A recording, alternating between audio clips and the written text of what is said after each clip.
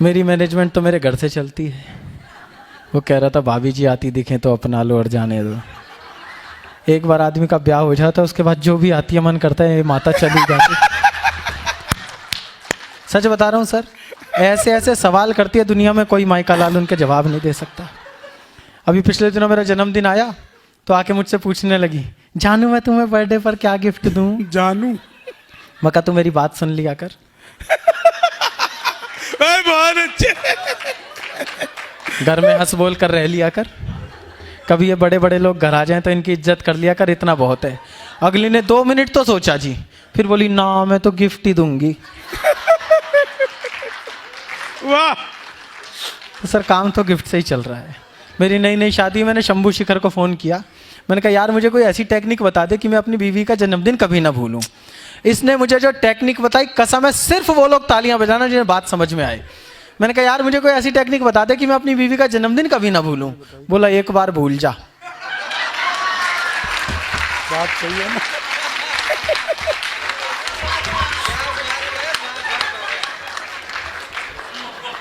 तो फिर अगले साल से तो तू रिमाइंडर लगा के याद रखेगा। आजकल इन्होंने एक नया टोटका निकाला है तिवारी जी।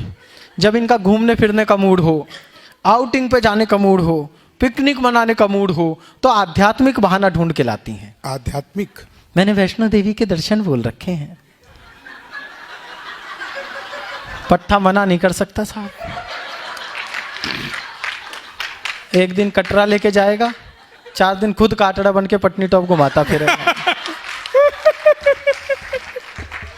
मैं इस देश के सभी देवी देवताओं का हाथ जोड़कर धन्यवाद करता हूं साहब। एक भी देवता विदेश में नहीं बसा। हाँ वरना कभी भी कह सकती थी मैंने लंदन वाले भैरू जी की जोत बोल रखी है।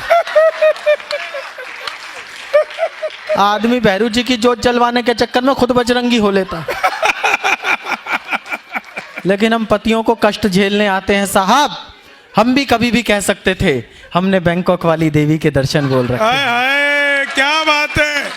वाह वाह वाह वाह, बहुत अच्छे भाई वाह। पवित्र स्थलों का नाम लेने से क्या ऊर्जा का संचरण होता है। बैंकॉक एक पवित्र तीर्थ स्थल का नाम है।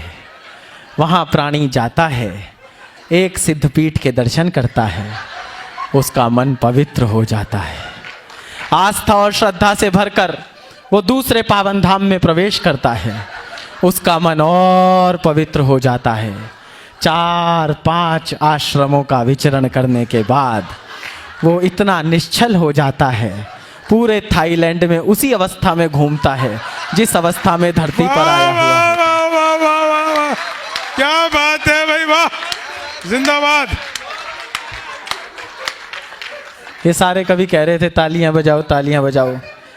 मेरे काव्य पाठ के दौरान आप तालियां बजाओ या मत बजाओ, मेरा कुछ नहीं बिगाड़ सकते। सच बता रहा हूं तिवारी जी, मेरी नई नई शादी हुई, 4 दिन बाद मैं घर से बाहर निकला तो एक बिल्ली मेरा रास्ता काट गई। मैं रुक गया, वो बिल्ली वापस लौट कर आई। बोली तेरी शादी हो गई, अब इससे बुरा तेरे साथ क्या होगा।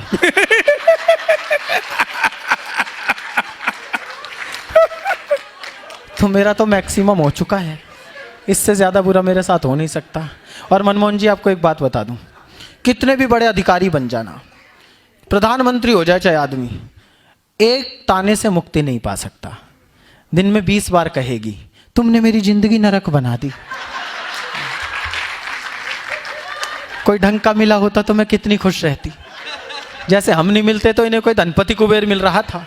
लेकिन बोलती हैं साहब, एक दिन मैंने यही लपका, मैंने कहा देखो मनुष्य यदि प्रसन्न रहना चाहे तो प्रसन्नता उसके भीतर होती है, बाहर की स्थितियां उसके सुख और दुख के लिए जिम्मेदार नहीं होती। वो बोली कैसे? अब मैं सिद्ध करता हूं, और सही सिद्ध कर दूं तो जरा अपने आप को सीधा करके बैठ जाना, बहुत पसर गए हो आप लोग।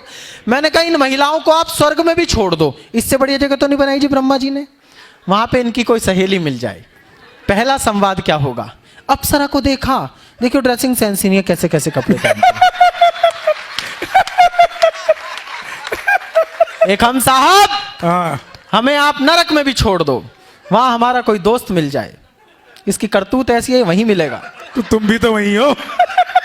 हमें आप नरक में भी छोड़ दो, वहां हमारा कोई दोस्त मिल जाए, एक ही बात पूछेगा, यमराज की बेटी देखी।